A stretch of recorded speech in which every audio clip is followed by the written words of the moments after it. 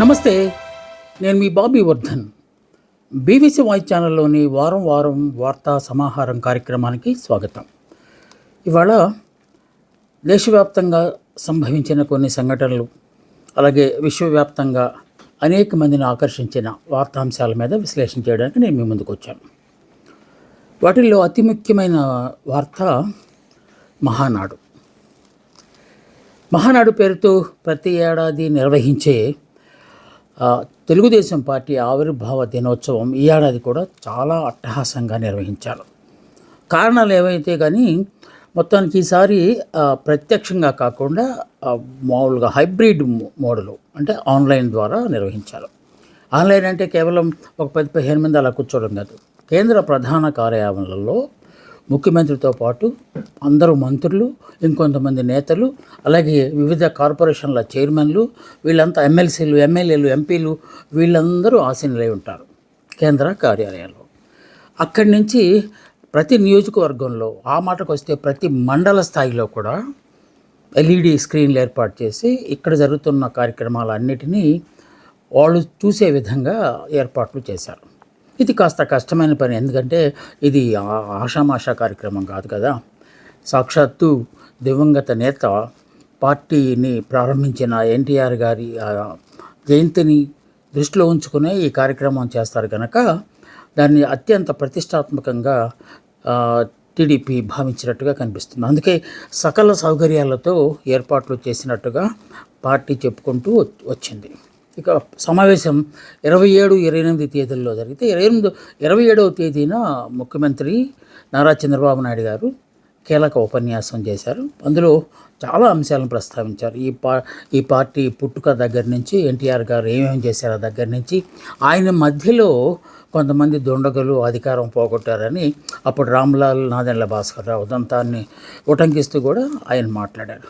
ఆయన పదే మాట్లాడిన ఒక అంశం ఏంటంటే, ఎట్టి పరిస్థితుల్లోనూ గొడ్డల పార్టీని, ఆ సైకో గోళని మనం మళ్ళా పాలనకు రానియకూడదు, అధికారంలోకి రానియకూడదు అని పదే చెప్తూ వచ్చారు. తమ పార్టీ ఏం చేస్తుందో చెప్పడంతో పాటుగా ఎదుట పార్టీని ఎట్టి పరిస్థితుల్లో అధికారంలోకి రానివ్వకూడదు అని చెప్పి ఆయన చెప్పడం కూడా ఒక విశేషం. మిగతా మంత్రులు, ప్రముఖ నాయకులు కూడా ఈ గొడ్డలి సైకో అనే ప్రస్తావన పదే తీసుకొచ్చారు. ఇదంతా ఒక రకం అయితే, ఒక ఎత్తు అయితే ఐటీ శాఖ మంత్రి నారా లోకేష్ గారు, అంటే ఆయన వర్కింగ్ ప్రెసిడెంట్గా బాధ్యతలు చేపట్టిన తర్వాత ఏర్పాటు చేసిన మొదటి సమావేశం కనుక ఆయన చాలా ఉత్సాహంగా కనపడారు. ఈ సమావేశం అంతా తానే ఏర్పాటు చేసిన ఒక వాతావరణాన్ని ఆయన సృష్టించగలిగాడు. కానీ ఎదుటి వ్యక్తులు కూడా, అంటే అక్కడ ఉన్న నాయకులు కూడా తామేమీ తగ్గేది లేదనుకుంటూ ఆయన్ని పొగడ్తలతో ముంచెత్తే కార్యక్రమానికి శ్రీకారం చుట్టారు. పెద్ద కటౌట్లు పెట్టారు. ఎన్టీఆర్, చంద్రబాబు నాయుడు గారి కటౌట్లు కంటే పెద్ద కటౌట్లు పెట్టారు. కటౌట్లే కాదు, వివిధ వార్తాపత్రికల్లో వచ్చిన ప్రకటనలు కనుక మనం గమనిస్తే గతంలో లాగా మాత్రం లేవు. ఎన్టీఆర్ గారు ఒక పక్క, చంద్రబాబు నాయుడు గారు ఒక ప్రక్క ఉంటే లోకేష్ గారు మధ్యలో ఉన్నారు. ఆ మధ్యలో కూడా ఆయన పెద్ద బొమ్మ వేశారు. అంటే యువనేతను ఆకర్షించే పనిలో ఈ శ్రేణులందరూ ఒకరి నుంచి ఒకడు ఉత్సాహపడినట్టుగా కూడా కనిపిస్తుంది. ఇక నారా లోకేష్ తన సహజ ధోరణిలో మాట్లాడారు. వైసీపీ మీద దుమ్మెత్తిపోశారు. పదే సైకో అంటూ మాట్లాడారు. గొడ్డల పార్టీ అన్నారు, మాది గూగుల్ పార్టీ అని, ఇలా రకరకాల కంపారిజన్ గతంలో ఎక్కడెక్కడ మాట్లాడినవన్నీ మళ్ళీ ఇక్కడ కూడా మాట్లాడారు. ఆయన తాలూకు ఉత్సాహాన్ని చూసి కొంతమంది నేతలు ఆయన్ని పొగడ్తలతో ముంచెత్తడం ఒక ఎత్తు అయితే, రాజమండ్రి శాసనసభ్యులు గోరంట్ల బొచ్చయ్య చౌదరి గారు ఒక అడుగు ముందుకేసి ఆయన చంద్రబాబు నాయుడు గారిని ఉద్దేశించి, సార్ సీఎం గారు, మా మనవడి తాలూకు వేగాన్ని మేము అందుకోలేకపోతున్నాం, ఆ స్పీడ్ కొంచెం తగ్గించమని చెప్పండి సార్ అని పరోక్షంగా ఆయన్ని బుట్టలో వేసుకునే ప్రయత్నం చేశారు. ఇలాగా రకరకాల మార్గాల ద్వారా లోకేష్ తాలూకు, అంటే లోకేష్ అంటే ఇప్పుడు ఆయన వర్కింగ్ ప్రెసిడెంట్ కనుక జాతీయ స్థాయిలో ఆయన దృష్టిని ఆకర్షించడానికి అటు యువకులు, పెద్దవాళ్ళు అందరూ ప్రయత్నాలు చేసినట్టుగా కూడా ఈ సమావేశంలో కొట్టొచ్చినట్టు కనుక అనేక తీర్మానాలు చేశారు. తీర్మానాల్లో ఈ రాష్ట్రానికి ముఖ్యంగా అమరావతి విషయంలో ఏమేమి జరగబోతోంది, ఎన్ని కంపెనీలు రాబోతున్నాయి, రాష్ట్ర వ్యాప్తంగా అభివృద్ధిని కేంద్రీకరించకుండా వికేంద్రీకరణ చేస్తామని చెబుతూనే లోకేష్ గారు కర్నూలులో హైకోర్టు బెంచ్ తీసుకొస్తామని కూడా ఆయన ఆయన చెప్పారు. అది పార్టీ ఎజెండాగా లేకపోతే పార్టీ తాలూకు ఆశయాలను చెబుతూనే మరో ప్రక్క ఈ ఈ జగన్మోహన్ రెడ్డిని తూర్పారబెట్టే కార్యక్రమానికి వాళ్ళు ఎక్కువ ప్రాధాన్యత ఇచ్చినట్టుగానే కనిపిస్తోంది. ఇక మంత్రులు, ఎమ్మెల్యేలు, ఎంపీలు ప్రతి ఒక్కరూ తమదైన శైలిలో ప్రతిపక్షం మీద విరుచుకుపడిన దాఖలాలే ఎక్కువగా కనిపిస్తాయి. ఇదిలా ఉంటే మహానాడు నిర్వహించిన 27, 28 తేదీల్లో జగన్నామ స్మరణ తప్ప అక్కడ ఒరిగింది ఏమీ లేదని చెప్పి వైసీపీ తన సహజ ధోరణిలో విమర్శనాస్త్రాలను సంధించింది. అదే సమయంగా ఈ మహానాడు జరుగుతున్న సందర్భంలోనే ఎప్పట్లాగానే మాజీ ముఖ్యమంత్రి మన జగన్మోహన్ రెడ్డి గారు పత్రికా విలేకరుల సమావేశం ఏర్పాటు చేసి ఆ ఏర్పాటు మళ్ళీ సేమ్ తూర్పారు పెట్టారు. దేన్ని ఎవరు మోసం చేశారు, ఎవరి మోసాల గురించి వాళ్ళు పదే పదే గొడవల పార్టీ అంటున్నారని చెప్పి ఆయన కుటుంబానికి ఏదో నష్టం జరిగిందంటూ ఆయన కూడా ఒక ప్రక్క ఏకరువు పెట్టారు. ఎలాగైనా సరే తెలుగుదేశం పార్టీ హైబ్రిడ్ మోడ్లో జరిపినా కూడా అత్యంత అట్టహాసంగా మేము నిర్వహించామని చెప్పి టీడీపీ చెబుతుంటే ఇది అట్టర్ ఫ్లాప్ అయిన మహానాడుగా వైసీపీ పెదవి విరుస్తోంది. సో ఇది ప్రధానమైన ఆకర్షణగా ఈ వారంలో వచ్చిన ఒకానొక వార్తగా మనం భావించాలి. ఇక పశ్చిమాసియా యుద్ధం దోబుచులాడుతూనే ఉంది. ఒక ప్రక్కేమో ట్రంప్ అంతా అయిపోయింది ఇంకెందుకు 60 రోజుల పాటు మేము కాల్పుల విరమణ కోసం ఆ చర్చలు చాలా ముమ్మరంగా జరుగుతున్నాయి అని చెప్పి ఒక ప్రక్క ప్రకటిస్తూనే మరో ప్రక్క ఈ బాంబుల వర్షం కురిపిస్తుండటం అనేది ఈ పరస్పర వైరుధ్యమైన అంశాలుగా ప్రపంచం దీన్ని భావిస్తుంటే కనిపిస్తోంది. ట్రంప్ ప్రత్యేకంగా విలేకరుల సమావేశం ఏర్పాటు చేసి అందులో చెప్పిన అంశాలు ఆశ్చర్యానికి గురి చేస్తాయి. అయిపోయిందంతా మాట్లాడేసాము, ఇరాన్ పూర్తిగా తమ ఆధీనంలోకి వచ్చేసింది, హర్మోజ్ జలసంధిని పూర్తిగా ఓపెన్ చేస్తాము, ఎవరైనా సరే ఫ్రీగా ట్రేడ్ చేసుకోవచ్చు, దానికి కూడా ఒప్పందం గురింది. ఇప్పటిదాకా అత్యంత కీలకంగా ఉన్న అణు ఆయుధాల తయారీకి సంబంధించిన అంశం కూడా ఒక కొలిక్కి వచ్చింది. దానికి సంబంధించి ఆ ఒప్పందంలో పూర్తిగా మేము ప్రస్తావించాము అని చెప్పి ఒక పక్క చెప్తుంటే ఇరాన్ మాత్రం అబ్బెబ్బే అలాంటిది ఏమీ లేదు, అసలు ఆ ప్రస్తావనలే మా చర్చలో రాలేదు, ఇవన్నీ వారే ఊహించుకుంటూ చేస్తున్న ప్రకటనలు అని చెప్పి వాళ్ళు ఎదురుదాడికి దిగారు. ఇదిలా ఉంటే ఒక ప్రక్క చర్చలు జరుగుతున్నాయి, శాంతి సమాలోచనలు చేయబోతున్నాము, శాశ్వతమైన పరిష్కారాన్ని కనుగోబోతున్నాము. ఆ లోపు 60 రోజుల పాటు ఈ కాల్పుల విరమణ కార్యక్రమానికి మేము శ్రీకారం చుట్టబోతున్నామని ఒక ప్రక్క చెబుతూనే ట్రంప్ ఇరాన్ మీద కొన్ని కీలకమైన ప్రాంతాల మీద మళ్ళీ దాడులు చేయటం మొదలుపెట్టాడు. ఇదిలా ఉంటే ఇరాన్ కూడా తామేమీ తగ్గేది లేనట్టుగా అమెరికాకు అత్యంత కీలకమైన చమురు సరఫరా కేంద్రంగా భావించే కువైట్ మీద దాడులు చేసింది. ఇదేంటి కొత్త కోణం అనేలాగా అందరూ ప్రపంచం అంతా ఆశ్చర్యపోయేలాగా చూస్తుంది.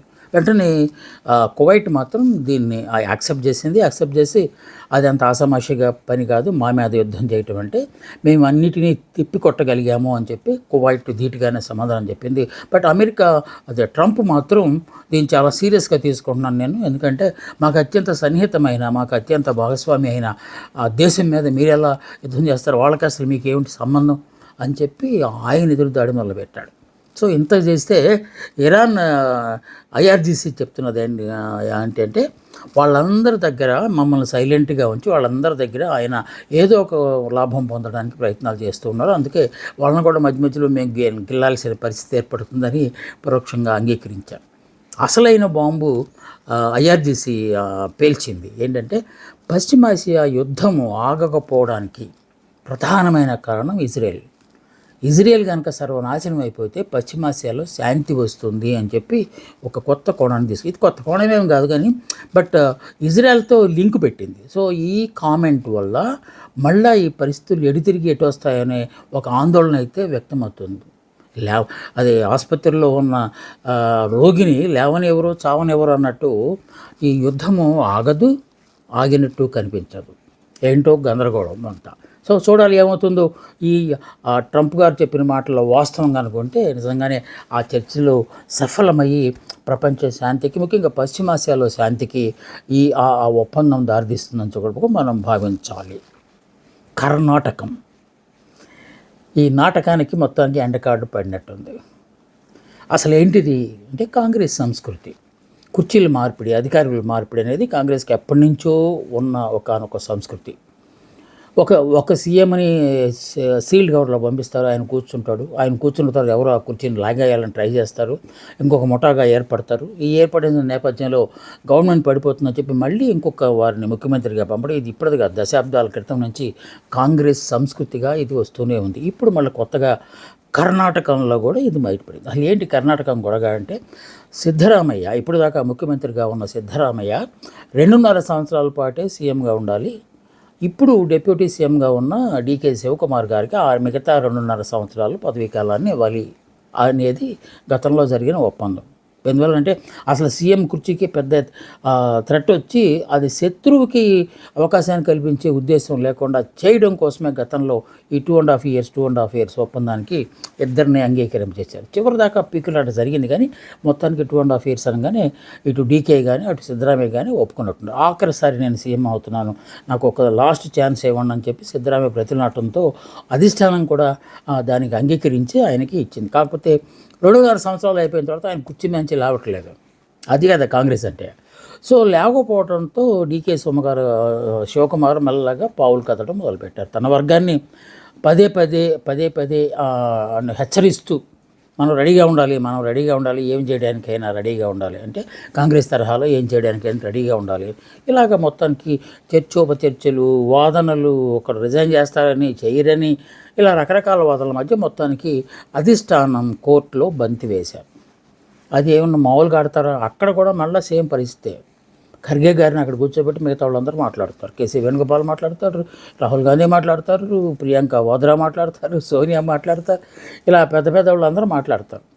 మాట్లాడిన నేపథ్యంలో ఇంతకీ విషయం ఏంటంటే 3 సంవత్సరాలు గడిచినా కూడా మనం అనుకున్న ప్రకారం ఇంకా సిద్ధరామయ్యను తొలగించలేదు, మన డీకే శివకుమార్ గారికి సీఎం అని చేయలేదు అనే ఒక ప్రధాన ఎజెండాగా అక్కడంతా జరిగింది. మొత్తానికి ఒక వర్గం ఈయన్ని బుజ్జగిస్తూ, ఇంకో వర్గం ఆయన్ని బుజ్జగిస్తూ, ఇద్దరిని కూర్చోబెట్టి మాట్లాడి, వేరువేరుగా మాట్లాడి, మొత్తానికి ప్రియాంక వాద్రా మాత్రం మనం ఇచ్చిన మాట నిలబెట్టుకోవాలి, అది డీకే శివకుమార్ గారికి 2.5 ఇయర్స్ తర్వాత మనం ఇస్తామని చెప్పాం, తప్పనిసరిగా ఆయనకే సీఎం పదవి ఇవ్వాలి. ఈలోపు రకరకాల పేర్లు వచ్చినాయంటే ఈక్వేషన్లు, క్యాస్ట్ ఈక్వేషన్లు. కాకపోతే ఒక్కరిగా కులం అక్కడ చాలా బలమైంది కనుక డీకే శివకుమార్కి చెందింది. సో ఆయనకి ఇస్తేనే ఈ నిలబడుతుంది గవర్నమెంట్, లేకపోతే మళ్ళీ బీజేపీ తన్నుకుపోతుంది ఒక వర్గాన్ని అట్లాగేసి అనే ఒక నిర్ణయానికి వచ్చేసి ఆ భయంతోనే సిద్ధరామయ్యకి నచ్చజెప్పి బాబు రిజైన్ వచ్చారు. మొత్తానికి ఆయన అక్కడి నుంచి రాగానే డీకే శివకుమార్కి వర్గం పండగ చేసేసుకుంది. ఎందుకంటే బాస్ సీఎంగా వచ్చేస్తున్నాడు అని చెప్పి సిద్ధరామయ్య గ్రూపు ఆఫ్ కోర్స్ ఏమేమి చేయాలని వ్యూహాలు పన్నుతున్నట్టు కనిపిస్తోంది.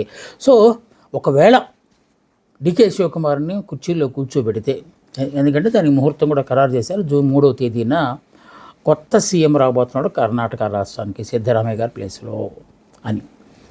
సో ఒకవేళ సిద్ధరామయ్య ఎక్కడే ఉంటే ప్రత్యక్షంగా కాకపోయినా పరోక్షంగా ఏమైనా కుట్రలు కుయుక్తులు అన్నీ డీకే శివకుమార్ సీటుకి ఎసరు పెడతారని భయపడ్డారో లేకపోతే అనుమానించారో తెలియదు, కానీ మొత్తానికి సిద్ధరామయ్యను రాజ్యసభకు, పెద్దల సభకు, నువ్వు పెద్దడు అయిపోయావు బాబు, పెద్దల సభకు వచ్చేమని తీసుకెళ్ళటం కూడా కాంగ్రెస్ వ్యూహ ప్రత్యూహాల్లో ఒక భాగమని మనం చెప్పుకోవాలి.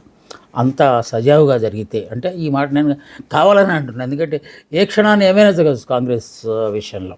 అందుకే అన్నీ సజావుగా జరిగితే డీకే శివకుమార్ 3వ తేదీన కొత్త ముఖ్యమంత్రిగా వస్తారు. అప్పుడు సిద్ధరామయ్య మాజీ అయిపోతారు. ఇది ఈ వారంలో వచ్చిన ఒకనొక ప్రధానమైన వార్తగా కూడా మనం భావించాలి. ఇంకొక చాలా బాధాకరమైన వార్తాంశం ఏంటంటే, ఈ ఏడాది ఎందుకో తెలియదు, కానీ ఎందుకో తెలియదని మనకు తెలుసు కదా, మనమే ప్రకృతి సర్వనాశనం చేస్తున్నాం. ఎండలు బాగా మండిపోతున్నాయి. అదేది సినిమాలో చాలా చోట్ల రీల్స్లో చూపెడుతున్నారు, రోడ్డు మీద కోడిగుడ్డు వేస్తే అది దోశలాగా మారిపోవడం అనేది చూపెడుతున్నారు. అంటే అంత భీకర స్థాయిలో ఎండలు ఉంటున్నాయి. ఒక బాంబు లాంటి వార్త ఏంటంటే, నిన్న 24 గంటల్లో దేశవ్యాప్తంగా 3,800 మంది వడగాల్పులకు చనిపోయారట. ఈ వార్త గుండెల్లో పెద్ద బండ వేసినట్టు కనిపిస్తూ ఉంటే మళ్ళీ భారత వాతావరణ శాఖ ఇంకొక బాంబు పేల్చింది. ఇదే వాతావరణం మరో 5 రోజుల పాటు కొనసాగే ఆస్కారం ఉన్నది. అసలు బయటికి జనాలు రావట్లేదు. వాళ్ళు చెప్పిన టైమ్స్ కాదు కదా, అసలు ఎప్పటికి రావట్లేదు. 11 గంటల తర్వాత బయటికి వెళ్ళొద్దు, 4 గంటల లోపు వెళ్ళొద్దు అని వాళ్ళు చెప్పినా కూడా మొత్తం ఇంట్లోనే కూర్చోవలసిన పరిస్థితి. కొన్ని చోట్ల పవర్ కట్తో ఉక్కలు పోసేసి ఇంకా అలా కొంతమంది పోతున్నారు. 80+ ఇయర్స్ వాళ్ళు ఎక్కువ మంది ప్రాణాలు కోల్పోతున్నారు. మనం గతంలో కూడా చెప్పుకున్నట్టు ఈ మృతుల సంఖ్యలో ఎక్కువగా సంచార జాతులు వాళ్ళు, యాచకులు, బెగ్గర్స్ ఎక్కువగా చనిపోతున్నారు. ఇంకా ఇక మన పశువులు అంటే కుక్కలు అలాంటివి అసలు వాటర్ లేక, పక్షులు వాటర్ లేక వెళ్ళ తన్నుగులాడుతున్నాయి. సో ఒక ప్రక్క ఇలాగా మంటలు మండించే వాతావరణం ఉంటే, మరో ప్రక్క ఈదురుగాలులతో బలమైన గాలులతో వడగళ్ళ వలన పడుతుంది. ఈ అకాల వర్షానికి అంతా చేతికొచ్చిన పంట అంతా సర్వనాశనం అయిపోయింది. వరి కావచ్చు, మొక్కజొన్న కావచ్చు, అరటి కావచ్చు, మామిడి కావచ్చు, ఇలా అన్ని పంటలు సర్వనాశనం అయిపోతున్నాయి. మరో ప్రక్క ఈ వాతావరణంలో వచ్చిన ఈ మార్పుల వల్ల కోళ్ళ పరిశ్రమ పూర్తిగా దెబ్బతింది. ఈ మధ్యకాలంలో ఈ వారం 10 రోజుల్లో దాదాపు 25 నుంచి 50 లక్షల దాకా కోళ్ళు చనిపోయాయి. ఒక ప్రక్క ఏమో కోళ్ళ మేత ధరలు పెరిగిపోయి నష్టాలు వాటిల్లితే, మళ్ళీ ఇప్పుడు ఈ విధంగా చనిపోవటం అనేది ఈ పౌల్ట్రీ పరిశ్రమ తాలూకు రైతులు కూడా చాలా ఇబ్బందులు పడుతున్నారు.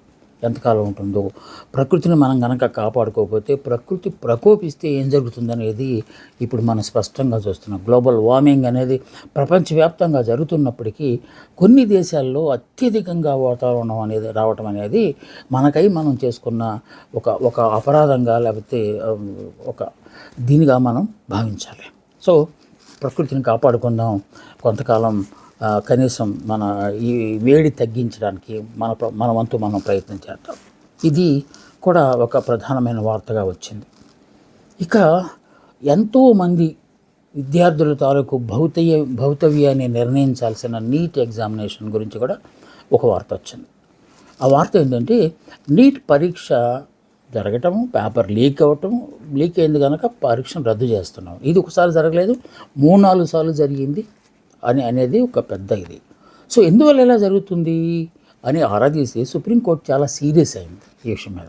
మిగతా రాజకీయ పార్టీలు వీళ్ళందరూ మాట్లాడటం ఓకే, సుప్రీంకోర్టు అత్యున్నత న్యాయస్థానం కూడా దీని పట్ల చాలా సీరియస్ అయ్యి అసలు అకౌంటబిలిటీ లేదు, జవాబుదారీతనం లేకపోవటమే వల్లనే ఇలాంటి అంశాలు పదే జరుగుతున్నాయి. ఒకసారి జరిగినప్పుడు ఆ దోషులు కఠినంగా శిక్షలు వేస్తే ఇలాంటి కార్యక్రమాలు మళ్ళీ పునరావృతం కావు కదా. ఎందువల్ల అలా జరుగుతుంది? ఇప్పటిదాకా లక్షల మంది విద్యార్థుల తాలూకు ఆత్మఘోషను ఎవరు వినిపించుకోవటం లేదు.